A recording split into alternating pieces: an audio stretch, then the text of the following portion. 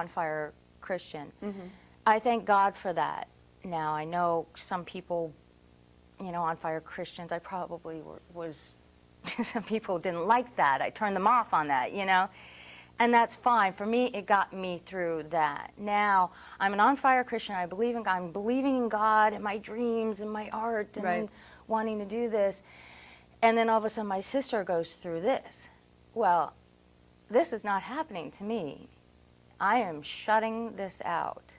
And I'm shutting it out by going to my friend's house, being at school, doing extracurricular. I was in theater at that time and just go, go, go. You know, I was painting at that time too.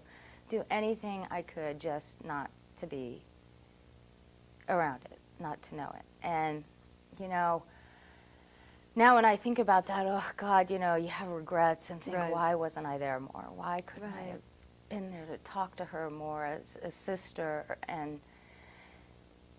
And you just don't know at that time. You just don't know.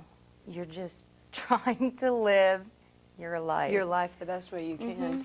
You know, now, I mean, what stopped you from getting into drugs, being a Christian and going that route? Because I've always said it's really easy to take the easy route, just in anything in life. It's so easy, and it's really difficult to make those hard choices and say, okay, well, you know, it's easy for me to say, I'll do drugs because everybody else is doing it, or everybody else says it's okay to numb yourself to it. So, and it's really hard to say, no, you know, I want to do this instead.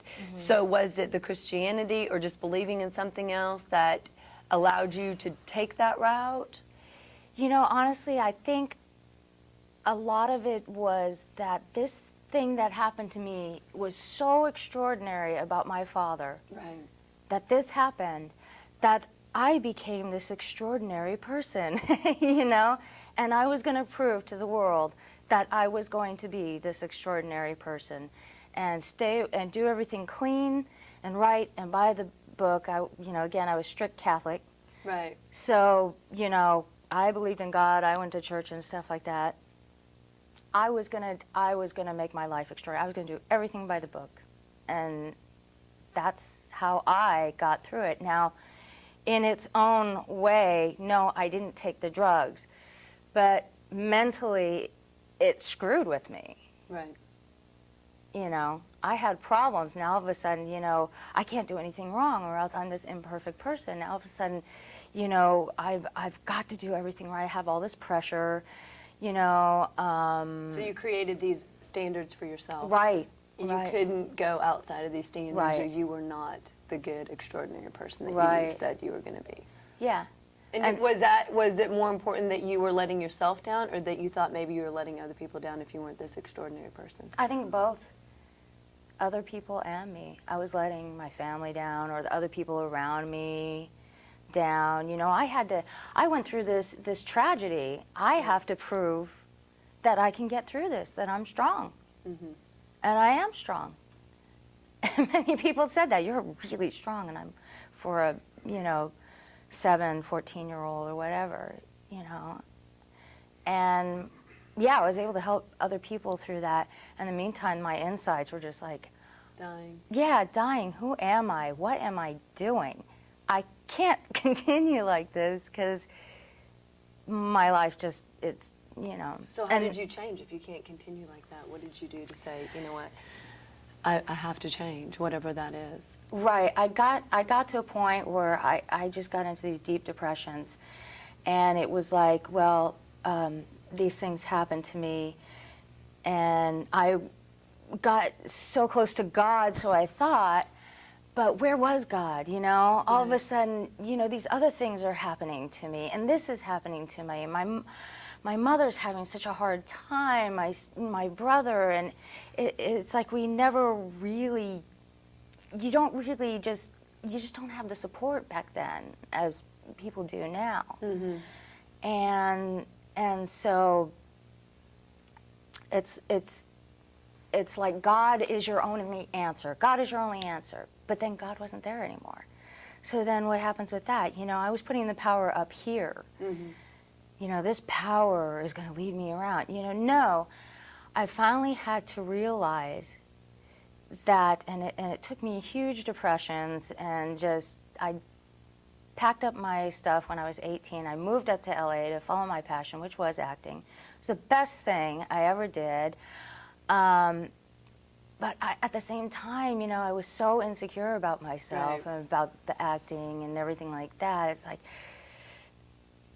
I was blaming everyone else. I think it's amazing just the amount of self-confidence that a person portrays and how it changes their belief in themselves and belief in everything around them. Because when, you know, it's very difficult. Everybody wants support from everybody they know. They want everybody to say, you know what, I'm behind you 100%. But there comes a point in your life that you have to sit there and think, me personally, that you have to sit there and think, okay, I would love for you to support me, but I understand that that's never going to happen. And so I can sit here and want it and want it and want it and drive myself insane wanting it so much, or I can accept that, you know what, it's never going to happen. And I have enough belief in myself and in what I'm doing that you don't have to believe in me. I believe in myself. Right.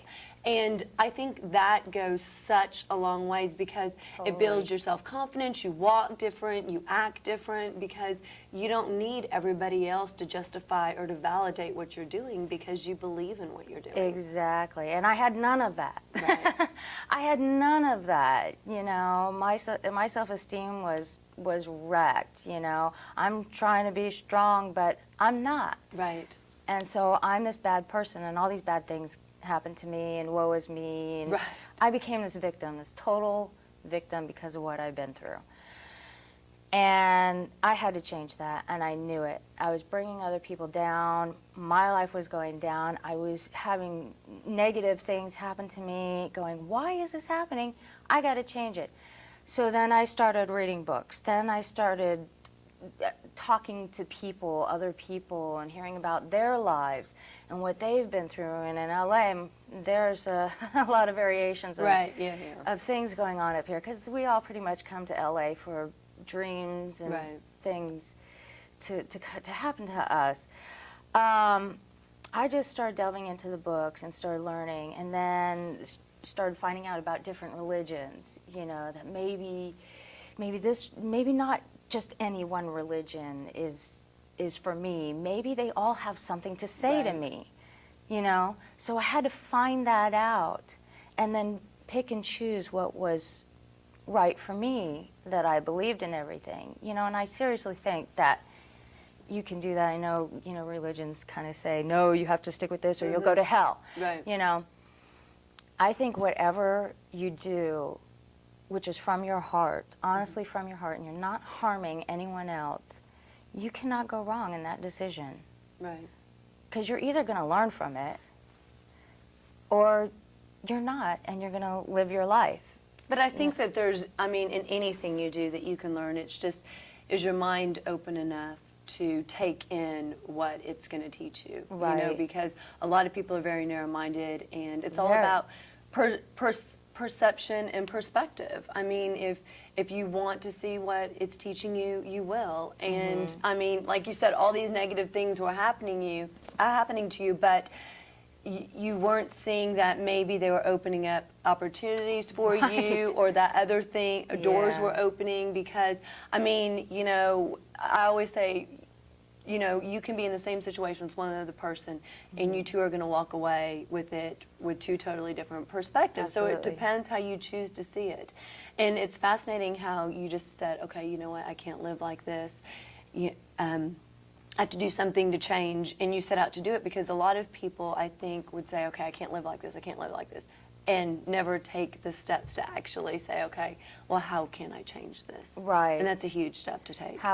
Your first step is knowing that you need to change it. I need to do something. And it's not with alcohol, it's not with drugs, and it's not with, you know, full-fledged throwing myself into any kind of religion. It's actually dissecting yourself and where you came from and saying, oh, wow, okay, so this is why this is happening.